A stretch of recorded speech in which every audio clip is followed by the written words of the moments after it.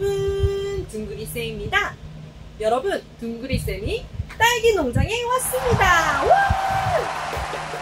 한겨울인데도 불구하고 이렇게 파릇파릇한 딸기 보니까 너무 좋은데요.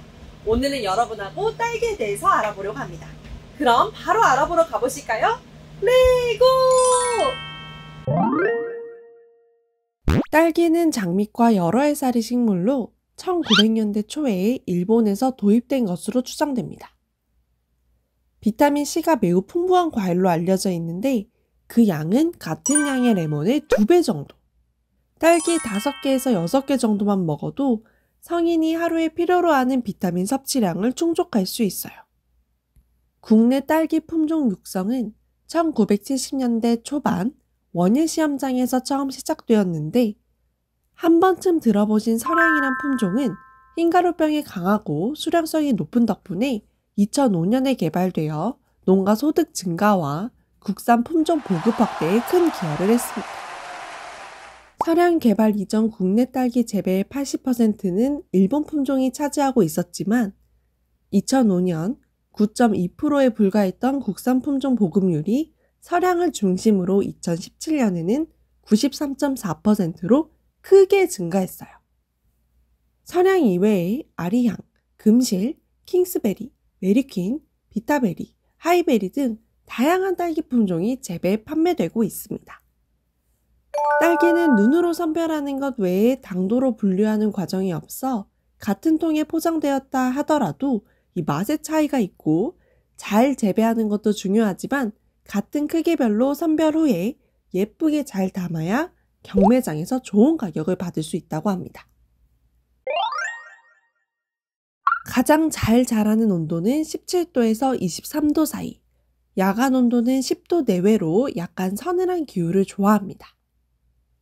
딸기는 내한성이 강해 영하 2도에서 3도의 저온에서도 견디는데 영하 7도 이하에서는 얼 수 있으니까 동해 피해를 입지 않도록 주의해야 해요.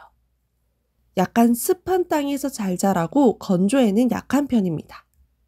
토양 적응 범위가 넓어 땅을 가리지는 않지만 통기성과 보수력이 좋고 비옥한 양토에서 잘 자라요.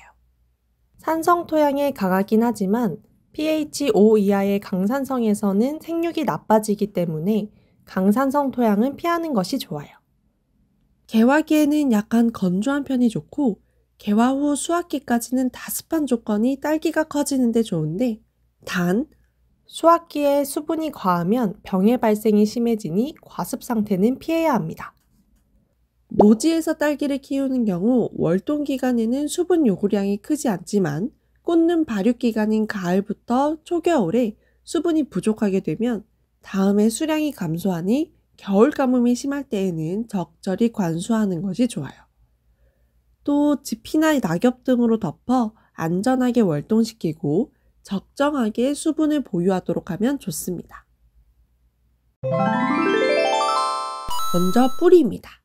뿌리 대부분은 지하에 30cm 이내에 분포하는 청근성 작물로 새로 발생하는 뿌리는 흰색인데 공기에 노출되거나 묵은 뿌리는 암갈색으로 변색되어 말라갑니다.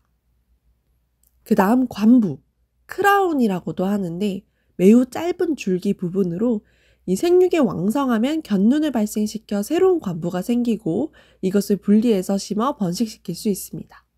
이 관부에서 잎이 마주보면서 자라는 형태고 잎자루가 붙은 곳의 뿌리는 점차 굵어져서 줄기를 감싸는 형태가 돼요.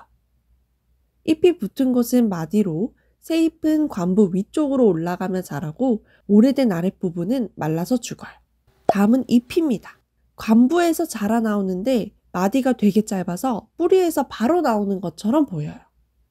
휴면기에는 잎과 잎자루 모두 짧아지고 생육기에는 성장해서 잎 길이는 한 7에서 8cm 정도, 잎자루는 10에서 15cm 정도 크기예요.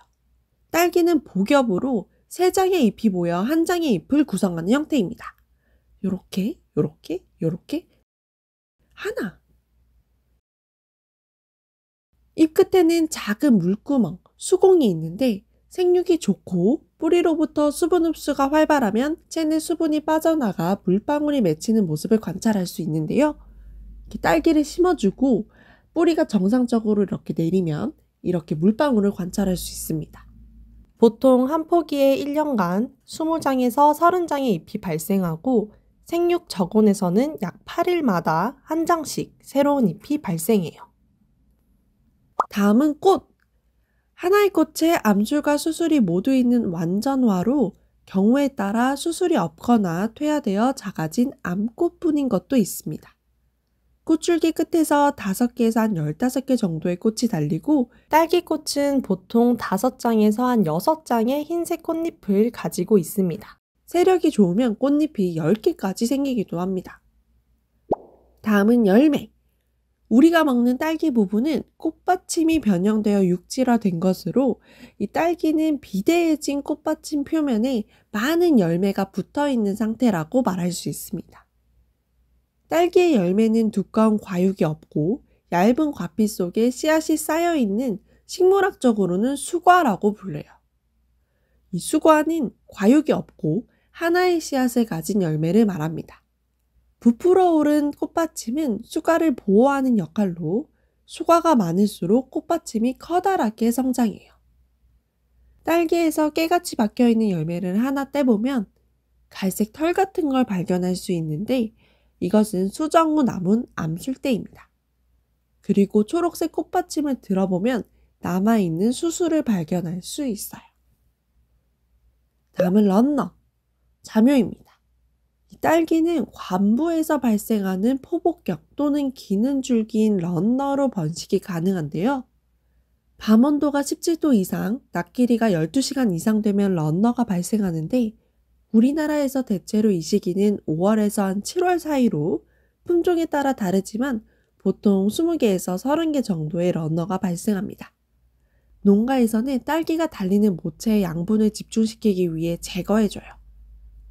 그리고 간혹 멍텅구리라는 게 있어요. 멍텅구리를 대체하기 위해서 이 런너를 받아놓거나 혹은 몇 개는 키우기도 합니다. 자, 오늘 이렇게 딸기의 구조에 대해서 알아보았는데요.